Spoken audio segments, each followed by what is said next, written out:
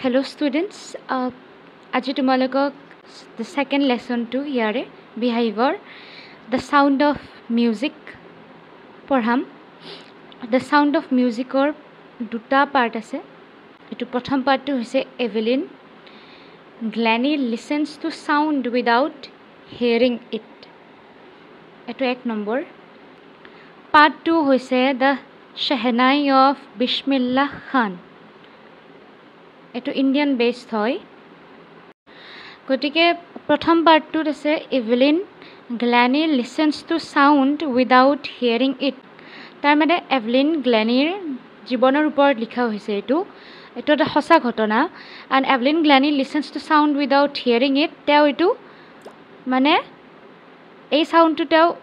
তেওঁ মিউজিকৰ সাউণ্ডটো নুশুনাকেই মিউজিক শুনিব পাৰে, মানে তেওঁ নুশুনাকে তেওঁ শুনিব পাৰে যদিও তেওঁ শুনা নাপায়। তো প্ৰথমতে মানে দিছে ইয়াত before you read God may have taken her hearing but he has given her back something extraordinary. What we hear she feels far more deeply than any of us. That is why she expresses music so beautifully. ইয়াত দিছে যে ভগৱানে কোনোবাই কৈছে এইখিনি কথা আৰু সেইটো কোটেশ্যন দি পেলাই ইয়াত দি দিছে god may have taken her hearing, মানে ভগৱানে হয়তো তেওঁৰ এভেলিন গ্লেনিৰ শুনা শক্তিটো লৈ গৈছে, কিন্তু তাৰ পৰিৱৰ্তে ভগৱানে তেখেতক এটা এক্সট্ৰা অৰ্ডিনেৰী মানে এনেকুৱা এটা বস্তু তেওঁক ঘূৰাই দিছে যিটো সাধাৰণ মানুহৰ নাথাকে। ঠিক আছে, এতিয়া আমি শুনা পাওঁ, কিন্তু এভেলিন গ্লেনি এইটো তোমালোকে জানাই চাগে, যিবোৰ মানুহে দেখা নাপায় তাহাঁতে মানে বেছিকৈ শুনে, তাহাঁতে বস্তুবোৰ বেছি ভালকৈ চেন্স কৰিব পাৰে, মানে অনুভৱ কৰিব পাৰে। চ' তাহাঁতৰ মানে কি হয়, এটা ইন্দ্ৰিয়ৰ কাম যদি নোহোৱা হৈ যায় বাকীবোৰ ইন্দ্ৰিয় তাহাঁতৰ একদম এক্টিভ হৈ যায় মানে। তো কৈছে যে what we here Shi feels, আমি যিটো শুনো তেওঁ সেইটো অনুভৱ কৰে। ফাৰ মোৰ ডিপলি দেন এনি অফ আছ, আমি যিমান বেছি অনুভৱ কৰিব পাৰোঁ তাতকৈ বহুত বেছি। সেইকাৰণে তেওঁ মিউজিকো বেছি ভালকৈ, আমাতকৈ বেছি ভালকৈ তেওঁ এই ছোৱালীজনীয়ে মানে এভেলিন গ্লেনি তেখেতে আমাতকৈও বেছি ভালকৈ মানে মিউজিকটো এক্সপ্ৰেছ কৰিব পাৰে, দেখাব পাৰে, মানুহক বুজাব পাৰে। গতিকে শুনা নোপোৱাটো তেখেতৰ এটা ফিজিকেল ডিজেবিলিটি আছিল, শাৰীৰিক অক্ষমতা। কিন্তু আজিকালি এইটোক শাৰীৰিক অক্ষমতা বুলি নকয়, আজিকালি এইটো কি বিশেষভাৱে সক্ষম, মানে এক্সট্ৰা অৰ্ডিনেৰী, বিশেষভাৱে তাহাঁতে এটা মানে গুণ এটা তাহাঁতৰ থাকে যিটো আমাৰ নাথাকে, সেইকাৰণে বিশেষভাৱে সক্ষম। তো প্ৰথম আৰম্ভণি হৈছে rush hour crowds jostle for position on the underground train platform. এইটো তোমালোকক লাইন বাই লাইন নুবুজাওঁ, মানে চামাৰি টাইপ কৈ যাম আৰু ইয়াৰ প্ৰথম ইয়াতে নাম্বাৰিং কৰাই আছে সেই হিচাপত। তো rush hour crowds jostle for position on the underground train platform a slight girl, এইবোৰ চাবা, আগৰ ক্লাছত কৈছোঁ এই কাষৰ এই অৰ্থবোৰ চাবা, এইবোৰ এক্সামত আহে।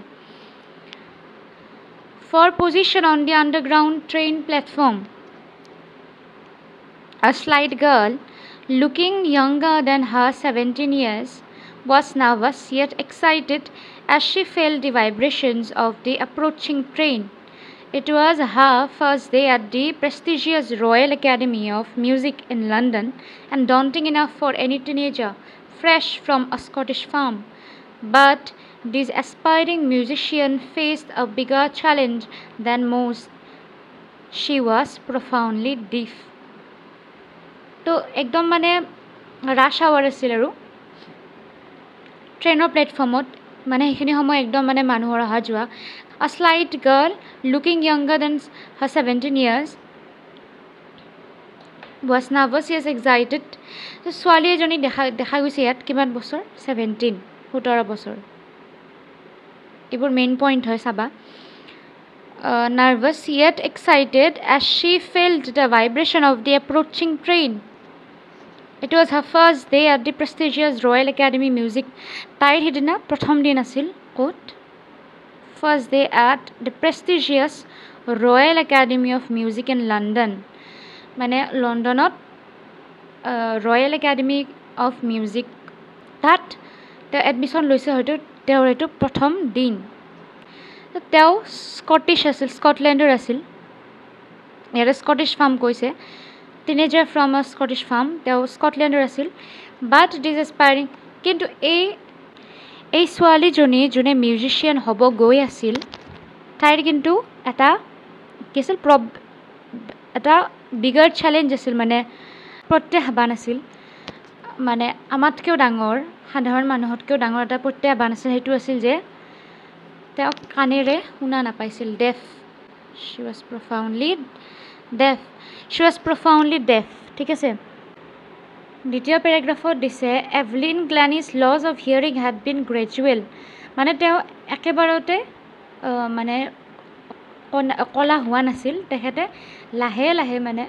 থ্ৰু আ গ্ৰেজুৱেল প্ৰচেছ লাহে লাহে তেওঁৰ শুনা শক্তিটো নোহোৱা হৈ গৈছিল mother remembers noticing something was wrong when the 8-year-old Evelyn was ৱেইটিং to play the piano they call her name and she did not move suddenly realized she had not heard says Isabel Glanny মায়াক আছিল so মায়াকে মানে এটো হয়তো কোনোবা ইন্টাৰভিউত এটো বস্তু কৈছে আৰু যে যেতিয়া এভলিনৰ 8 বছৰ বয়স আছিল তেতিয়া মানে তেওঁ লক্ষ্য কৰিছিল যে তেওঁৰ জীয়েকে যেতিয়া পিয়ানো বজাব গৈছে তেওঁ যেতিয়া মাতি আছিল নিজৰ ছোৱালীক মানে এভলিনক যেতিয়া মাতি আছিল ইজাবেল গ্লানি মায়াকে তেতিয়া তা শুনা পোৱা নাছিল যে মায়াকে মাতি আছে For quite a while Evelyn managed to conceal her growing deafness from friends and teachers but by the time she was 11 her marks had deteriorated and her mistress urged her parents to take her to a specialist. It was then discovered that her hearing was severely impaired as a result of gradual nerve damage. They were advised that she should be fitted with hearing aids and sent to a school for the deaf. Everything suddenly looked black, says Evelyn. গতিকে কি হৈছিল যে তাইক মানে এই যে শুনা হৈ গৈ আছিল লাহে লাহে এই বস্তুটো যিমান পাৰে সবৰে পৰা লুকাই ৰাখিব চেষ্টা কৰিছিল ন মানুহে লাজতে নিজৰ প্ৰব্লেম সমস্যাবোৰ বেমাৰবোৰ লুকাই ৰাখে গতিকে সেইটো হৈছিল তাহাঁতৰ লগত তাহাঁতেও এইটো বস্তু লুকাই ৰাখিছিল কিন্তু কি হ'ল যে এই যেতিয়া 11 বছৰ বয়স হ'ল তাই মানে একদমে নুশুনা হৈ গ'ল আৰু তেতিয়াই তেওঁৰ স্কুলৰ মানে শিক্ষকসকলে মানে পৰামৰ্শ দিলে যে তাহাঁতে কোনোবা স্পেচিয়েলিষ্ট বিশেষজ্ঞৰ তাত যাব লাগে দেখাব লাগে আৰু যে কাণেৰে শুনা নোপোৱা ষ্টুডেণ্টৰ মানে ল'ৰা ছোৱালীৰ কাৰণে স্কুল কলেজ থাকে তাত এডমিশ্যন দিব লাগে আৰু এভলিনে তেতিয়া কৈছিল যে এভৰিথিং ছাডেনলি লুকড ব্লেক মানে সকলো বস্তু মানে হঠাৎ তাই মানে কলা দেখি গৈছিল আন্ধাৰ দেখি গৈছিল যেতিয়া তোমাৰ জীৱনত হঠাৎ কিবা ভয়ংকৰ এটা সমস্যা আহি যায় যে তুমি কেতিয়া এক্সপেক্ট কৰা নাছিলা তোমাৰ কি হয় ভয়তে মানুহ কি চকামকা দেখে ন বা ভয়তে মানুহে একো নেদেখা হৈ যায়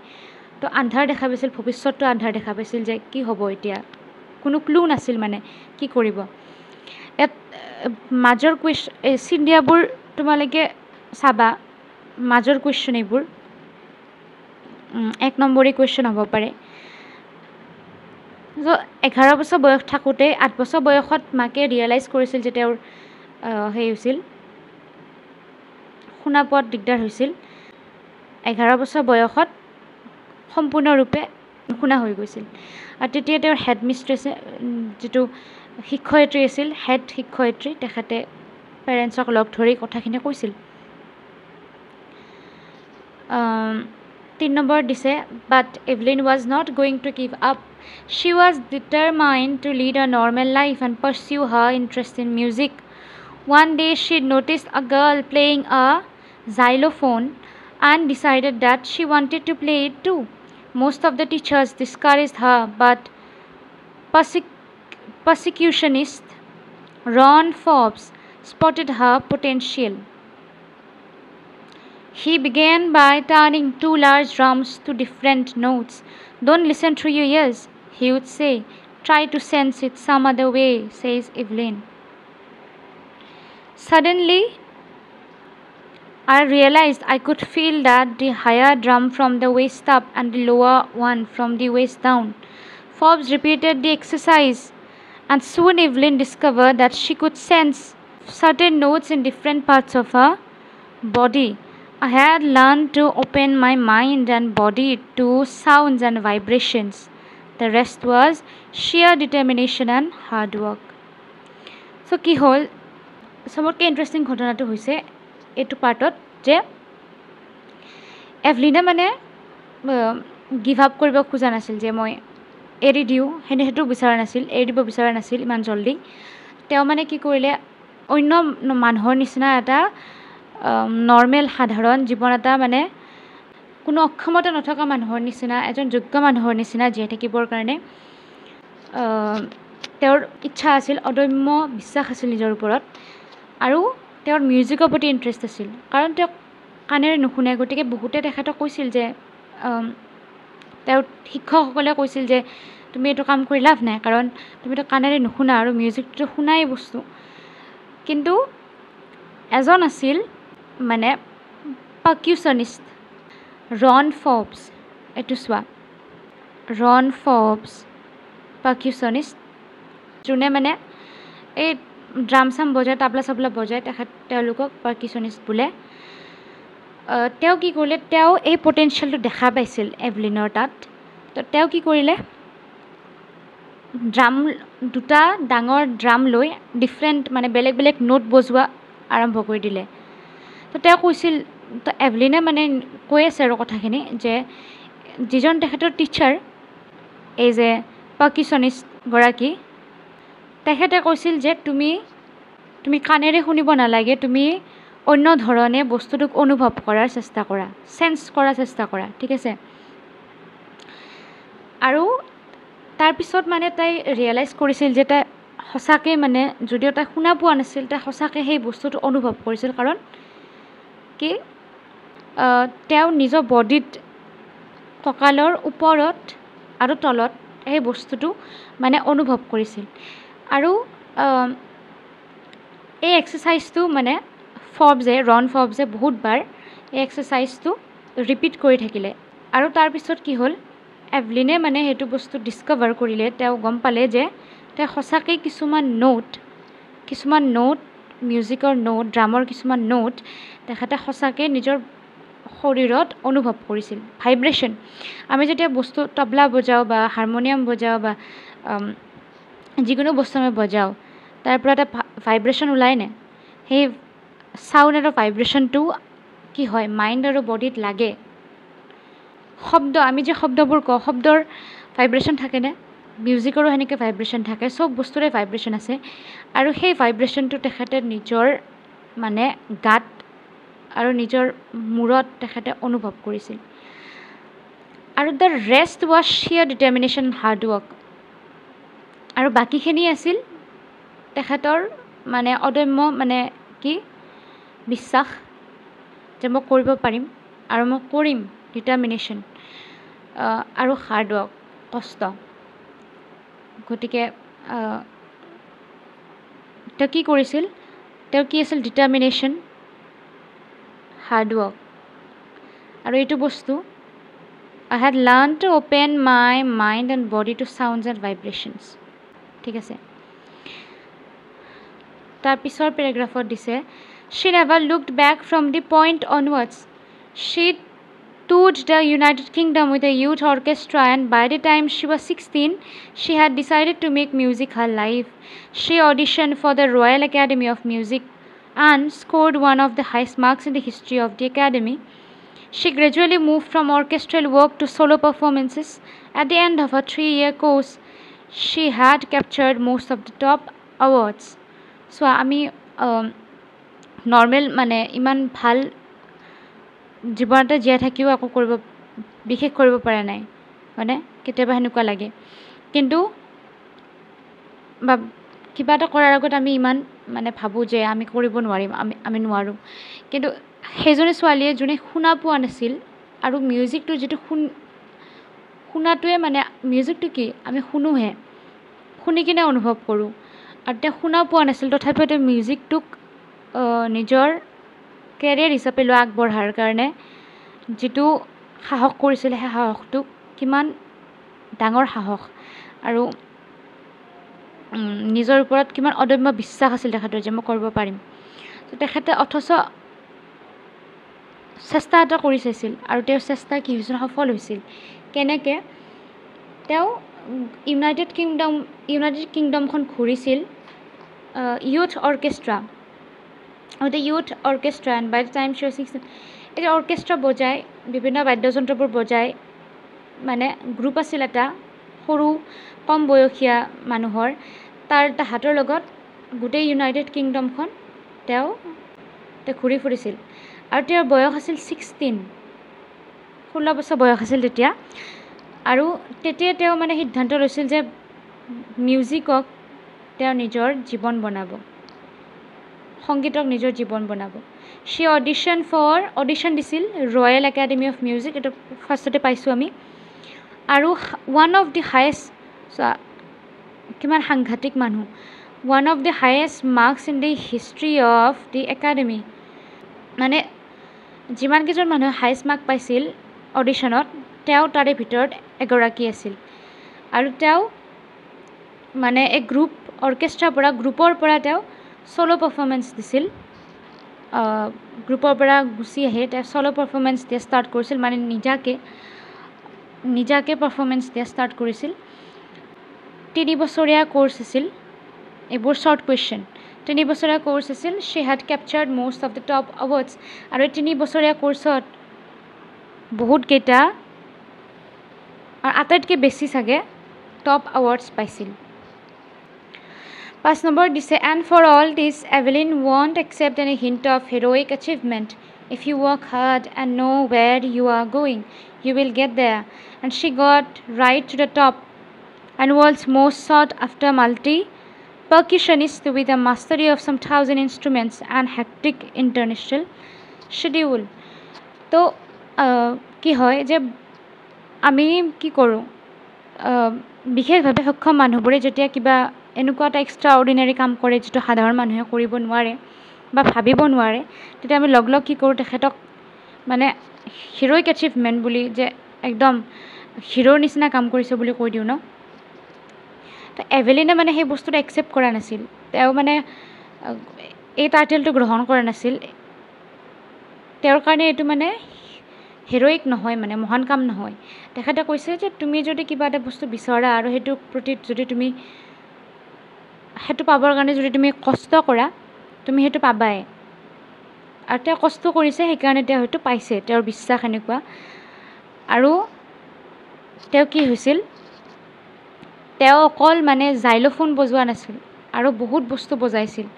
বহুত বাদ্যযন্ত্ৰ বজাইছিল মাল্টি-পাৰ্কিউশ্যনিষ্ট মানে ড্ৰাম তাবলা এই চব যে এই আটাইবোৰ বস্তুৱেই চাগে তেওঁ মানে বজাইছিল আৰু তেওঁ মাষ্টাৰী লাভ কৰিছিল বহুতকেইটা ইনষ্ট্ৰুমেণ্টৰ ওপৰত আৰু তেওঁৰ মানে হেক্টিক হৈ গৈছিল লাইফষ্টাইলটো যে ইমান তেওঁ প্ৰসিদ্ধ হৈ গৈছিল মানুহৰ মাজত যে তেওঁৰ লাইফটো কি হেক্টিক হৈ গৈছিল এইটো চোৱা মাষ্টাৰী অফ চাম 1,000 ইনষ্ট্ৰুমেণ্টছ আৰু তেওঁৰ লাইফষ্টাইলটো মানে ইমান হেক্টিক হৈ গৈছিল মানে ইমান বেছি তেওঁ বিজি হৈ গৈছিল কাৰণ মানুহে দেশ বিদেশৰ পৰা তেখেতক মাতে পাৰফৰ্মেঞ্চ দিবৰ কাৰণে 6 নম্বৰত কৈছে it is intriguing to watch Evelyn function so' effortlessly without hearing in our 2-hour discussion she never missed the word men with bushy beards give me trouble she laughed it is not just watching the lips it's the whole face especially the eyes she speaks flawlessly with a Scottish lilt my speech is clear because I could hear it till I was 11 She says, but that doesn't explain how she managed to learn French and master basic Japanese. যিজন মানুহে মানে এইটো লিখিছিল তেওঁ interview লৈছিল আৰু এই ইণ্টাৰভিউত মানে তেখেতে কৈছে যে in our 2 hour discussion আমি যে 2 ঘণ্টা ডিছকাছ কৰিছিলোঁ মই যে 2 ঘণ্টা ডিছকাছ কৰিছিলোঁ তেওঁৰ লগত কথাবোৰ সেই 2 ঘণ্টাত তেখেতে মানে এটা শব্দও মিছ কৰা নাছিল এটা শব্দও মানে তেওঁ মিছ কৰা নাছিল মই যি যি সুধিছিলোঁ প্ৰত্যেকটো শব্দৰ মানে প্ৰত্যেকটো কথাৰ উত্তৰ দিছিল আৰু তেওঁ কৈছিল যে যিবোৰ মানুহৰ men with bushy beards give me trouble যিবোৰ মানুহৰ দাড়ি থাকে বহুত বেছি দাড়ি থাকে সেইবোৰ মানুহে মোক অলপ দিগদাৰ দিয়ে কিয় কাৰণ যিবোৰ মানুহে কাণেৰে শুনা নাপায় তাহাঁতে কি কৰে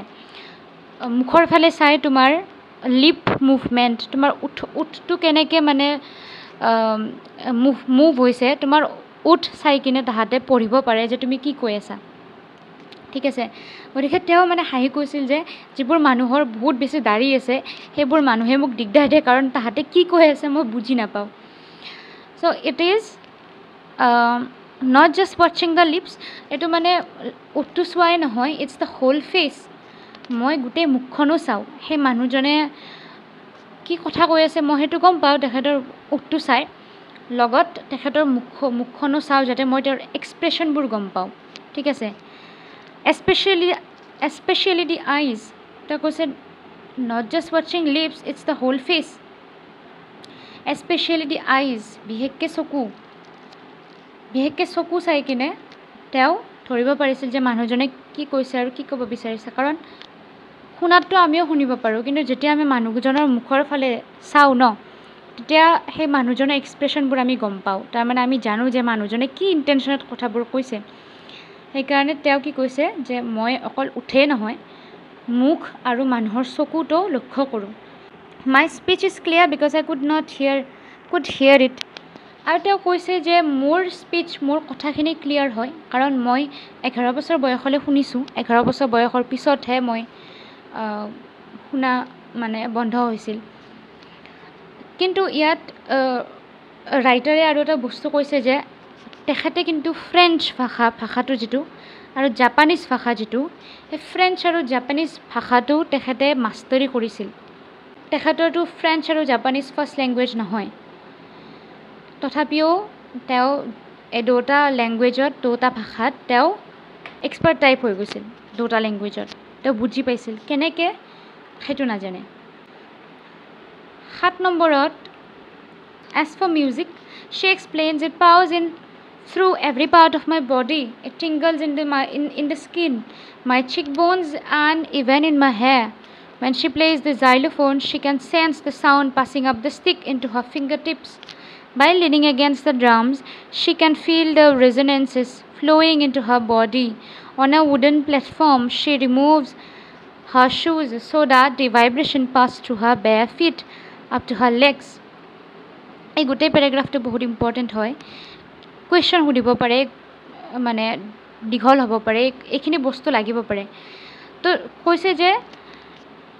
তেওঁ যদি শুনা নাপায় কিন্তু তেওঁ যেতিয়া এই ইনষ্ট্ৰুমেণ্টবোৰ বজায় বাদ্যযন্ত্ৰবোৰ তেখেতৰ প্ৰত্যেকটো বডি পাৰ্টে মানে সেই বস্তুটো অনুভৱ কৰে তেখেতৰ স্কিনৰ থ্ৰুৰে তেখেতৰ চিকবোন কি এই যে আমাৰ গালৰ ওপৰত যিটো হাড্ডি আছে চকুৰ তলত সেই হাড্ডিটো চিকবোন আৰু আনকি মোৰ চুলিৰ পৰাও মই মানে মোৰ চুলিৰ থ্ৰুৰেও মই মানে এই বস্তুটো গম পাওঁ অনুভৱ কৰোঁ তেওঁ যেতিয়া জাইলোফোন বজায় জাইলোফোনটো ইয়াত দেখাইছিল ছবিটো দেখিছা চাগে জাইলোফোনটো যেতিয়া বজায় তেতিয়াও এই চাউণ্ডবোৰ তেওঁৰ যিডাল ষ্টিক আছে যিডাল ষ্টিকেৰে তেওঁ জাইলোফোনটো বজায় সেই ষ্টিকডালৰ থ্ৰুৰে যেনেকৈ বিদ্যুৎ পাৰ হৈ যায় কাৰেণ্ট সেনেকৈ সেই ষ্টিকডালৰ থ্ৰুৰে ভাইব্ৰেশ্যনটো মানে গৈ তেখেতৰ কি আঙুলিৰ টিপত ফিংগাৰ টিপছত আঙুলিৰ টিপত লাগে আৰু সেই আঙুলিৰ টিপৰ থ্ৰুৰে তেখেতৰ গোটেই গাত মানে সেই বস্তুটো তেখেতে অনুভৱ কৰে বুজি পাইছা আৰু তেওঁ যেতিয়া মানে কিবা কাঠৰ মানে প্লেটফৰ্মত থিয় হয় তেওঁ কি কৰে ভৰিৰ পৰা জোতা চেণ্ডেল এইবোৰ খুলি দিয়ে তেতিয়া খালী ভৰিৰ থ্ৰুৰে মানে ভৰি পতাৰে এই যে ড্ৰাম যে বজায় কি হয় ভাইব্ৰেশ্যনটো ওপৰলৈ ৰেজনেট হয় মানে উঠে ভাইব্ৰেশ্যন হয় পাছ হয় তাৰপিছত কৈছে not surprisingly Evelyn delights her audiences In 1991, she was presented with the Royal Philharmonic Society's prestigious Soloist of the Year award, says master percussionist James Blades. God may have taken her hearing, but he has given her back something extraordinary. So, 1991 চনত 1991ত তেওঁ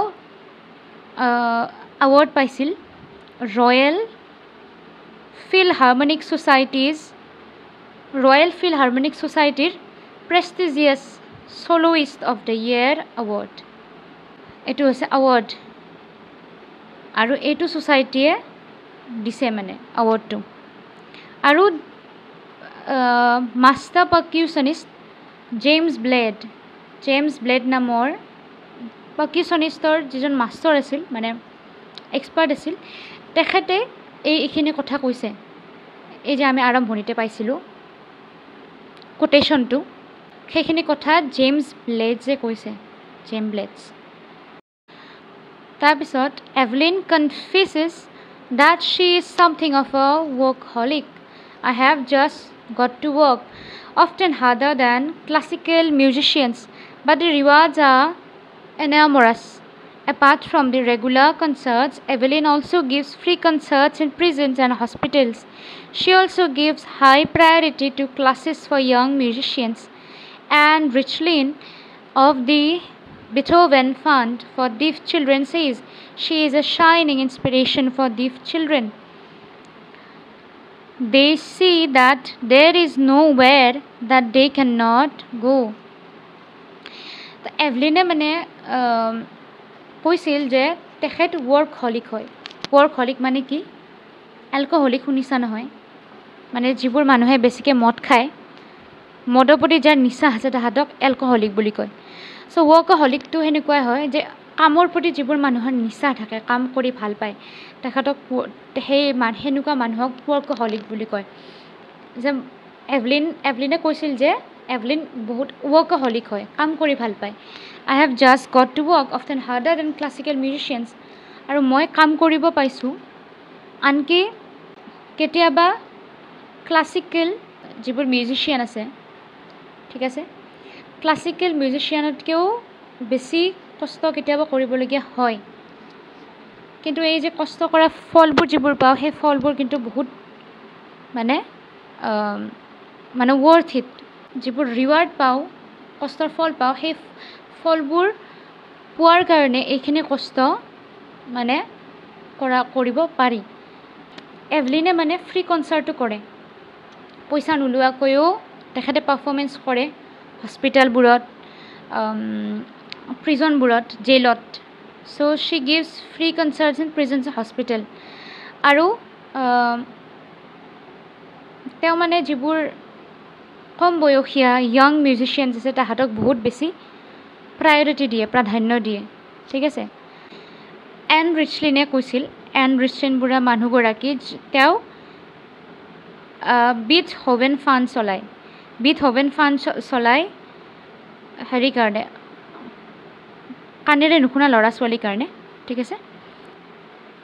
এইটো নামেই হৈছে বিথহোভেন fund for ডিফ children এই গোটেইটো নাম চ' N ৰিচলিনে কৈছিল যে তেওঁ মানে এটা কাণেৰে নুশুনা ল'ৰা ছোৱালীৰ কাৰণে এটা বহুত ডাঙৰ ইনস্পিৰেশ্যন হয়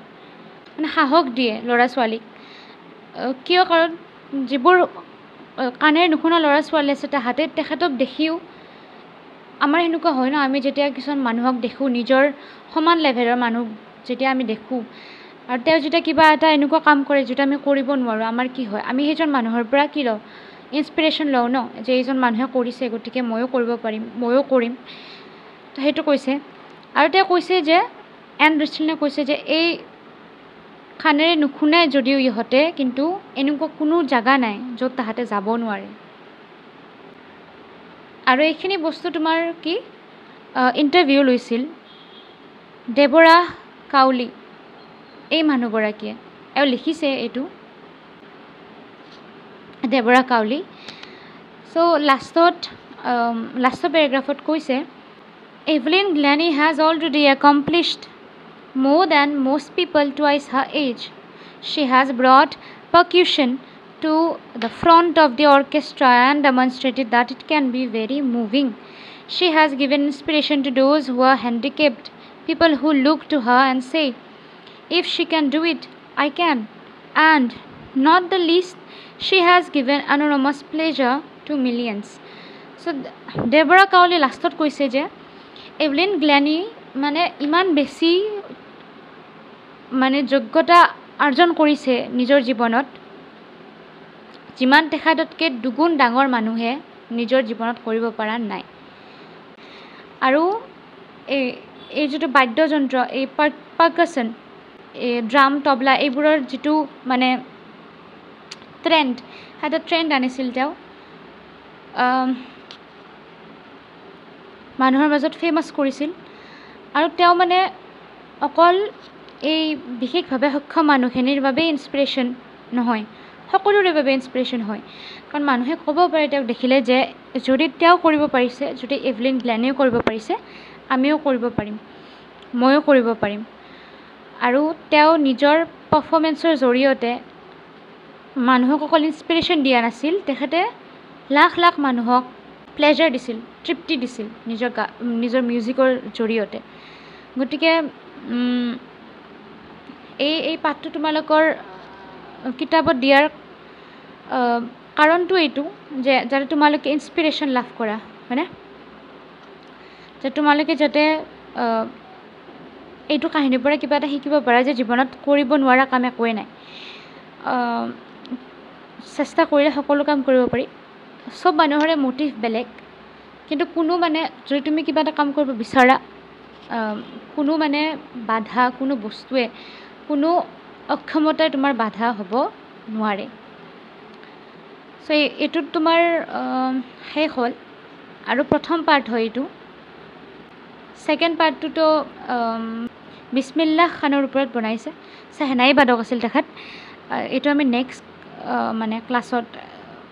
শিকিম বাকী এইটো শেষ গতিকে পঢ়ি চাবা তোমালোকে মাজত কিবা শ্বৰ্ট কুৱেশ্যন ৰৈ গৈছে যদি চাবা তো আজিৰ কাৰণে এইখিনিয়ে ঠিক আছে